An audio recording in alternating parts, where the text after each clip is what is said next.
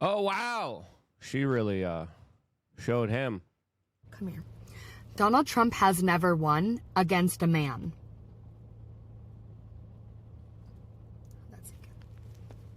That's all.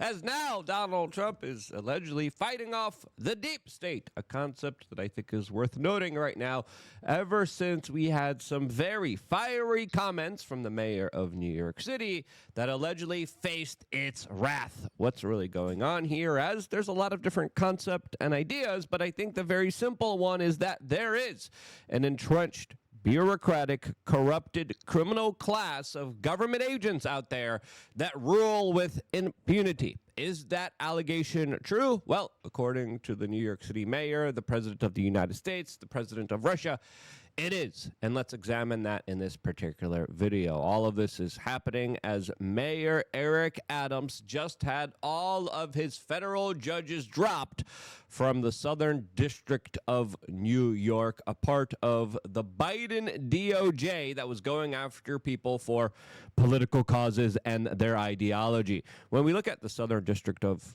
New York, it's essentially where all the major conspiracies go away, wither away, and never make the light to the general public. It's an extremely corrupted Southern District of New York that also, of course, is going after now Sam Bankman-Fried, Sean P. Diddy Combs, Ghislaine Maxwell, Jeffrey Epstein, and now they previously set their sights against Mayor Eric Adams. Now there was a big shift. There was a big turn of events here that had Eric Adams, who was kind of a pioneer. He was the some people would say the DEI of the Democratic political party, highlighting, look at how great we're failing here. And as the mayor of New York City, he cheerleaded and was one of the biggest kind of loudspeakers for the Democratic political party importing new citizens into the United States. He said, come on in, guys. We'll give you guys hotels. We'll give you guys debit card. We'll pay for everything. We'll take care of everything. And then when they started to pour in, when he started to see the number, when he started to see the billions of dollars, he had to cut everywhere else in order to pay for this human trafficking operation operated by the Democratic political party, and some would say the deep state. He criticized it. When he criticized it, then, of course, the hammer came down on him like he was a nail.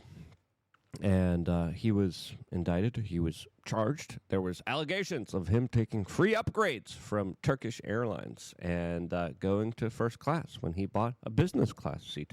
Very serious allegations against him, as there were some other accusations about pay for play.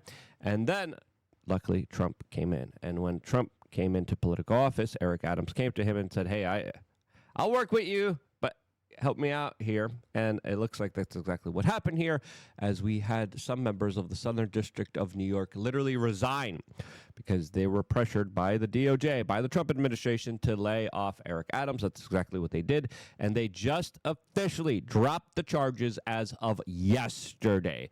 And the first thing that Eric Adams did was do a podcast with the Flagrant podcast show, where he talked about the deep state after officially being unburdened by what has been.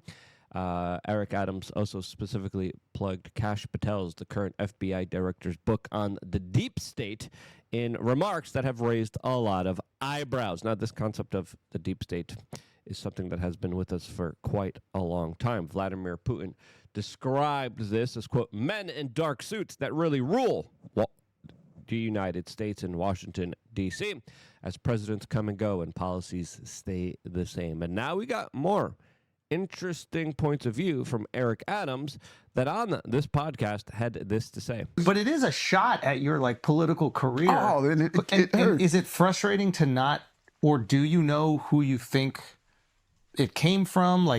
Is Biden aware of this, or is it the people that are underneath Biden? Is it completely separate? That's a great question. That's a great question. There are a lot of people, and I don't want to sound conspiracy theory, but there's a permanent government. There are people that see presidents and mayors come and go. Their attitudes will wait you out. You know what book is a great book, man? Everybody should read the book, Cash Patel's Government Gangsters. Absolutely. Great book. Definitely recommended. As, of course, Kash Patel, under Trump's first administration, was the one that untangled and unraveled how the whole Russian collusion accusations against Donald Trump were a hoax, were totally made up, since there was no actual evidence. There was a psyop that happened in 2016 that meant, and I think has, undermined Donald Trump's ability to, of course, rule, as he was emboldened through the fake corporate news media that was going after him every single day about allegedly being best buds, best friends with Putin, as Putin allegedly helped him become president of the United States. An allegation that, of course, now we know is not true, mainly because of Kash Patel looking into where all the accusations were coming from, who was making them, looking at the receipts here, and then coming back and saying, yeah, guys, I'm going to blow the whistle on this because you guys made this up.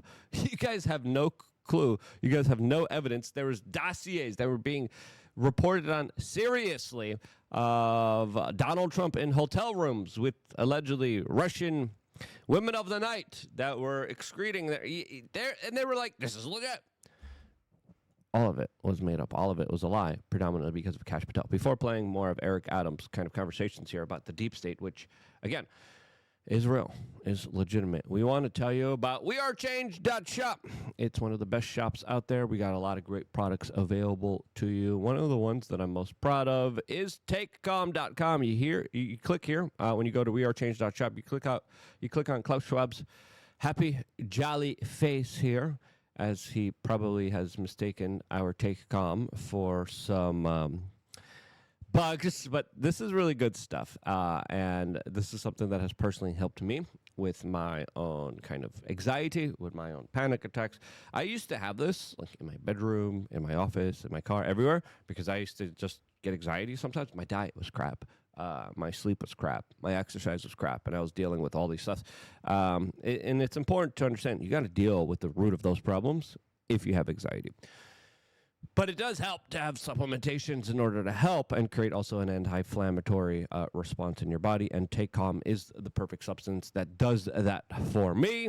And sometimes, still occasionally life gets a little crazy. Life gets a little hectic. And I'm like, okay, I just need to relax. I'm going to go meditate for a little bit. And before I do, I take calm. It also helps people sleep. Lots of people need help with sleep, but I definitely recommend not taking anything before sleep and allowing your body to follow its natural processes and not becoming dependent on anything. But if you want to take it a couple hours before you go to sleep in order to get in the mood to go to sleep and relax and go into that deep REM sleep, which your body desperately needs and is craving for, get some CBD. Again, this is high quality stuff. A lot of the stuff is cheap. A lot of the stuff is filled with fillers. A lot of the stuff is filled with nonsense and crap. This is some of the purest stuff out there, and that's why it's $64. The same type of products, by the way, sell for $100, $120. Don't rely on your full 1,000 spectrum tinctures. Don't rely on them from the gas stations, okay? You're not getting the best stuff. Best stuff on wearechange.shop, and I put my name and reputation behind it. I like it a lot. I think you will too. I give it to anyone who's dealing with a lot of stress and pressures. That's like, hey man, take this and go meditate. And the responses are very surprising. Now, let's continue on with this Eric Adams case, because he's hinting, he's pointing at something that we've been talking about for an incredibly long time here, and that is this kind of rooted, bureaucratic, criminal element that is always there, that has never been fired, that has never been held accountable, that is able to act with total impunity, because guess what? They're, quote, always going to be there. And when you have someone in a highly corrupted system, when you have someone there for so long, and you have politicians coming and going, except for members of Congress, they're there forever. When you have regular politicians coming and going, it's this kind of deep bureaucratic state that usually pushes administrations into where they want them to go for the benefit of the ruling class. Now, whether it's the banksters, the multinational corporations, I don't care what you say here, but you think corrupting politicians is bad? Talk about corrupting these agents that are always there. That's where the real corruption is at. And that's why I've been such a big cheerleader for Elon Musk firing all of these people. That's why I was such a big cheerleader of getting rid of the Department of Education, getting rid of USAID. It's amazing that it's happening because all of those guys, all of those people in there, those are the deep state. Those are the swamp monsters. Those are the bureaucrats that are there forever that Eric Adams was just describing. Okay. You should him on the pod. Yeah, you should read that book, man. Okay. Cash breaks this down. What is he? And is this what He's now the FBI director? Of course, we love Cash. Yeah. But is this like what people refer to? And I think this word has been used too much, but like the deep state or whatever it is. It's not used too much. It's real, brother. Oh, really? It's, brother, think about it. Who's part of it? Like, what are there current like senators and that kind of stuff, or is it people that we don't even know but they're always existing? I have never seen anyone do such a good job of defining that deep state. You should have him on. I would. Tell him to come on. You should have him on. We would love it. The way he's probably listening right now, right? I can confirm Cash knows his stuff, and he was one of the main people that was truly one of the most important parts of Trump's first administration, and I am very excited to see what he does at the FBI. The way, because he was in. It's like me talking about what happens in NYPD after 22 years. Yeah. Cash was in the DOD. He was in the FBI. He prosecuted terrorists. So he comes with this wealth of knowledge. Yeah. And the way he breaks it down, yeah, it's just unbelievable what this deep state is about and why it's so important for Americans that we cannot have a weaponizing of our prosecutorial powers. Now imagine the Southern District, right? Southern District of New York. That's one of the most powerful U.S. Attorney's office. In their mind, they say we're sovereign. You know what that means? What do you mean they said they're sovereign? That they don't have to answer to anyone. Oh. They don't have to answer to the president. They don't have to answer to the U.S. Attorney in Washington, the Attorney General in Washington. They believe they're a sovereign entity. You're not elected. You know what I'm saying?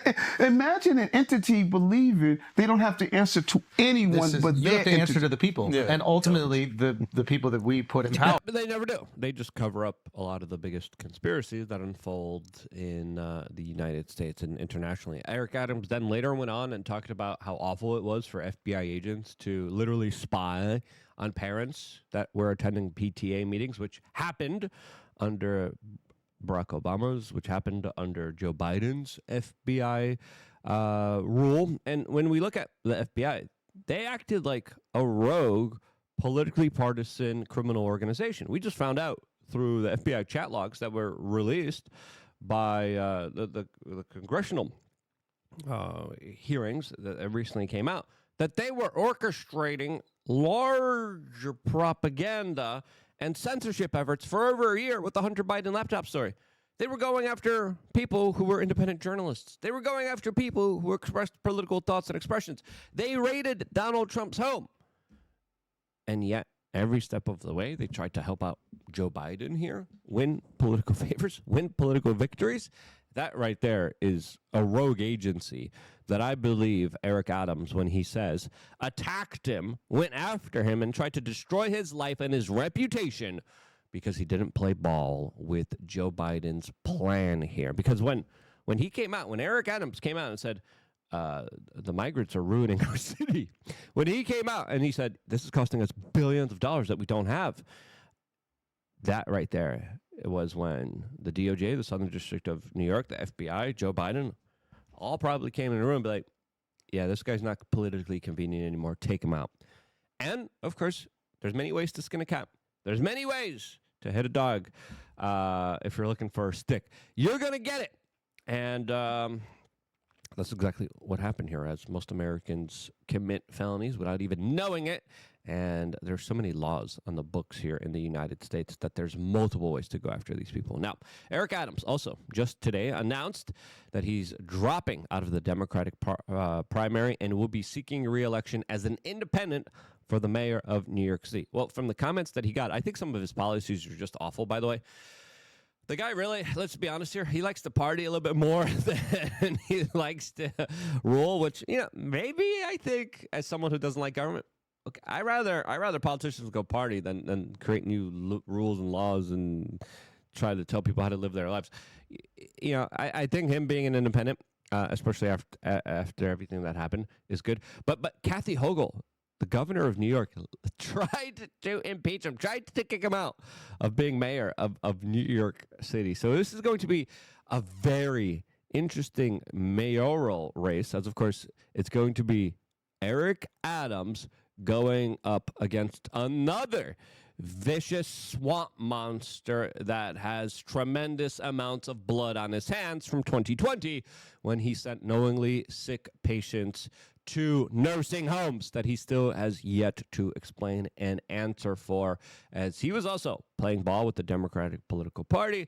Then he, of course, was also ousted in what other people believe to be a political coup. So I guess the mayoral race is just going to be the political coup election here, as these ideas of the deep state are real. And it's something that I think is worth noting. It's worth talking about. It's worth exposing.